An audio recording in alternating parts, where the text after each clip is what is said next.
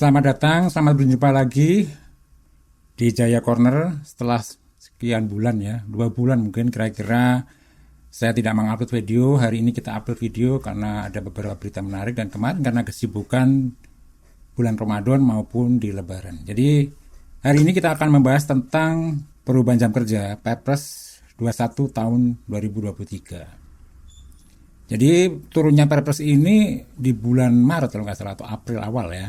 Jadi perubahan jam kerja ASN maupun PNS ada yang menanggapi dengan reaksi yang serius, ada yang dengan guyon, ada yang dengan mengkritik, ada juga yang mendukung. Jadi yang mendukung tentu saja karena ada pengurangan hari kerja. Yang di beberapa daerah masih memperlakukan 6 hari kerja, yaitu dari Senin sampai Sabtu, oleh Perpres nomor 21 tahun 2023 diubah menjadi hanya 5 hari kerja. Ini harus berlaku semua di seluruh daerah Indonesia. Kemarin kan ada beberapa daerah yang hanya 5 hari kerja, tapi ada juga yang 6 hari kerja. Ya, jadi sekarang wajib hanya dari Senin dan Sabtu, ASN maupun PNS akan bekerja. Dan biasanya dari swasta pun akan mengikuti seperti itu. Karena di swasta juga ada beberapa yang masih sampai hari Sabtu. Terutama yang di kegiatan-kegiatan yang sifatnya produksi atau manufaktur. Yang kadang-kadang tidak bisa ditinggal hanya 5 hari kerja. Jadi harus dikerjakan sampai 6 hari, bahkan kadang-kadang sampai lembur sampai 7 hari kerja sampai minggu. Tentu saja dengan shift dan lembur begitu. Jadi kalau kita bandingkan sebelumnya, jam kerja PNS maupun ASN adalah mulai dari jam 8 sampai jam 5. Dengan istirahat selama 1 jam. Jadi total dalam 1 hari itu 8 jam sehari. Ini untuk yang berlaku yang aturan yang lama sebelum ada aturan yang baru ini. Kemudian masuk sekarang 5 hari kerja dan berkurang nih 7 jam per hari atau 8 jam per hari untuk yang masuk 5 hari kerja dan 7 jam per hari untuk yang masuk 6 hari kerja. Ini aturan lama. Atau total sekitar 40 jam seminggu. Kemudian jika melewati dari 40 jam maka akan dihitung, ada aturannya dari Dinas Tenaga Kerja untuk biaya lembur, ada hitungannya, episode tersendiri tentang perhitungan jam lembur. Karena ada beberapa perusahaan yang boleh dikatakan nakal tidak menghitung jam lembur, padahal tiap hari, tiap minggu selalu ada lemburan. Kemudian Perpres tahun 2023 nomor 21 jumlah hari kerjanya hanya boleh 5 hari, dari hari Senin sampai hari Jumat. Dan dalam seminggu yang jam kerjanya dulu adalah 40 jam kerja, totalnya hanya sekarang 37 jam 30 menit. Atau jumlah rata-rata jam kerja per hari hanya 7,5 jam. Kemudian masuk kantor diatur pagi atau mulai dari 7.30. Jadi digeser lebih pagi. Kalau dulu sekitar jam 8, sekarang 7.30. Tapi berarti pulangnya karena hanya 7,5 jam, pulangnya jauh lebih maju. Kalau sesi pertama, anggap aja ya ini gambarannya. Kalau sesi pertama kerja dalam 1 hari adalah 4 jam, maka sekitar jam pukul 11.30, mulai jam istirahat sampai dengan pukul 12.30. Ini yang kalau mengikuti 1 sesi 4 jam. Kemudian setelah istirahat, bekerja selama 3,5 jam. Kemudian sampai pulang jam 16 atau jam 4 sore. Tapi jika yang istirahat tetap ditetapkan sebagai pukul 12, maka sesi pertama dari jam 7.30 sampai jam 12 itu adalah 4,5 jam. Kemudian dilanjutkan sesi kedua dari pukul 13 sampai dengan pukul 16. Tentu saja ini akan sangat memudahkan bagi PNS maupun ASN untuk mengatur waktu di luar jam kantor. Seperti lebih meningkatkanlah pertemuan dengan keluarga. Kemudian kalau kita bandingkan dengan negara lain seperti apa? Kita coba contoh Amerika Serikat sebagai salah satu negara adidaya atau negara maju. Total jam kerjanya adalah 38,7 jam per hari ini, sebelum mungkin nanti satu saat akan dirubah. Kemudian Austria, Belgia, Italia total jam kerja seminggu itu sekitar 35,5 jam.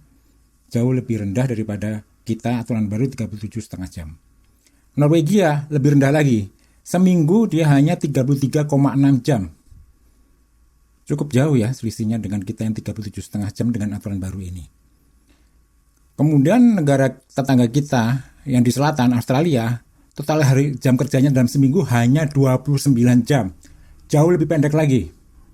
Artinya kalau dianggap rata-rata 29 dibagi 5 kan sekitar 6 jam nggak nyampe dalam sehari bekerja. Australia ini. Kemudian kira-kira yang adakah negara yang jauh lebih tinggi atau jauh lebih banyak jam kerjanya dalam seminggu. Ini ada beberapa daftarnya. Ini ada termasuk adalah negara-negara dengan jam kerja terpanjang di dunia. Pertama adalah Mauritania dan Tanzania yang memberlakukan 54 jam kerja dalam seminggu. 54. Anggap aja dibagi 6 sudah berapa itu? Banyak kan? 9 mungkin hampir 9 kan. Diikuti oleh Mesir yang 53 jam kerja per minggunya. Gambia 51 jam kerja per minggu. Agak aneh ya. Jadi negara-negara yang malah dibilang negara yang belum maju atau masih negara berkembang, jam kerjanya malah panjang-panjang sekali. Seperti kita dulu, pada waktu kita belum aturan 40 jam kerja, kita juga panjang. Kemudian diubah menjadi 40 jam kerja dan sekarang 37,5 jam kerja per minggu. Lalu dengan negara kita di ASEAN, kita coba bandingkan ya. Negara tetangga kita, Singapura dan Malaysia. Singapura itu kerja mulai jam 9 pagi. Sampai jam 6 termasuk jam istirahat atau 8 jam per hari. Sama dengan kita aturan dulu. Dalam 5 hari kerja, persis dengan kita, 40 jam dalam seminggu. Sedang Indonesia sebelum turunnya Perpres kan 2023 ini, Perpres nomor 21 tahun 2023 sama, 40 jam kerja. Malaysia juga sama, 40 jam kerja dan masuk 5 hari kerja dalam seminggu. Tapi ada aturan tambahan, setelah 45 jam baru dihitung lembur. Ya ini untuk Malaysia.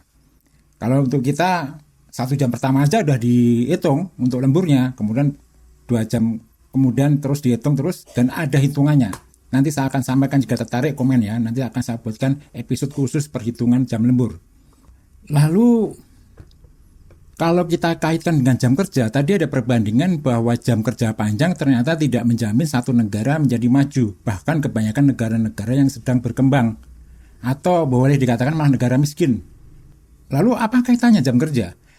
Kita lihat dari sisi lama jam kerja dan produktivitas, ini kuncinya di sini. Jadi sebenarnya berapa tingkat produktivitas Indonesia? Ya kita bandingkan dengan negara-negara ASEAN saja yang kira-kira hampir setara lah ekonominya kan. Data dari ASEAN tahun 2018 ini saya ambil dari buku laporan ASEAN tahun 2018. Produktivitas kerja per pekerja tertinggi adalah Singapura. Jadi kalau seorang pekerja bekerja di Singapura, mereka menghasilkan rata-rata 149.500 dolar per tahun, US dollar ya ini. Kemudian diikuti dengan Brunei nomor 2, 142.100 dolar per tahun. Nomor 3 Malaysia 55.360.000 US dollar per tahun. Selanjutnya nomor 4 Thailand ya. 30.840.000 US dollar per tahun. Kalau di total rata-rata negara ASEAN adalah 24.270 US dollar. Indonesia nomor 5 yaitu 23.890 US dollar per tahun. Selanjutnya Filipina di bawah kita 19.630 US dollar per tahun. Selanjutnya Laos 14.160 US dollar per tahun. Vietnam 12.740 US dollar per tahun. Myanmar 8,07 ribu USD per tahun, Kamboja 6,83 ribu per tahun. Jadi kalau kita lihat dari sini, kita masih sangat rendah sekali produktivitas. Padahal kalau kita lihat dari aturan yang diturunkan tahun 2023 ini, tujuannya adalah meningkatkan produktivitas. Kira-kira akan berhasil atau tidak? Mari akan kita cermati bersama ya. Ini kan baru aja turun. Nanti kita akan lihat ukuran-ukuran itu karena tiap tahun akan dilansir pengukuran produktivitas kerja karyawan di masing-masing negara. Kita akan melihat pembuktiannya. Dengan memendekkan jam kerja, apakah produktivitas akan meningkat? Untuk sebagai penutup, saya akan coba ya. Apalagi kita belum lama memperingati Hari Buruh tanggal 1 Mei, Hari Buruh Internasional. Ini ada saya petik beberapa quote atau ungkapan atau pepatah atau peribahasa dari beberapa tokoh tentang pekerjaan. David Hume, seorang filsuf empirisme barat, ekonom dan sejarawan Skotlandia, dia pernah berkata seperti ini, "Everything in the world is purchased by labor." Segala sesuatu di dunia dibeli dengan tenaga kerja. Dia memandang tenaga kerja dari sisi yang agak-agak sinis maupun juga sangat-sangat positif. Artinya apapun di dunia ini yang bisa dibeli hanya dengan tenaga kerja. Kemudian saya petik lagi Ferdinand Lassalle, seorang sosialis Jerman. Ini seorang murid Karl Marx ya. Tapi kita nggak akan bicara tentang Marxis, tapi ini kita melihat ungkapan dari seorang Ferdinand Lassalle. Labor is the source of worth and culture. Tenaga kerja adalah sumber dari kekayaan dan semua budaya. Ini dua orang ini memandang begitu tinggi peranan para tenaga kerja. Bahkan Ferdinand Lassalle mengatakan sumber dari semua kebudayaan dan semua kekayaan. Sedang David Hume mengatakan tidak ada yang bisa dibeli kalau dengan kata-kata yang saya rubah, tanpa tenaga kerja.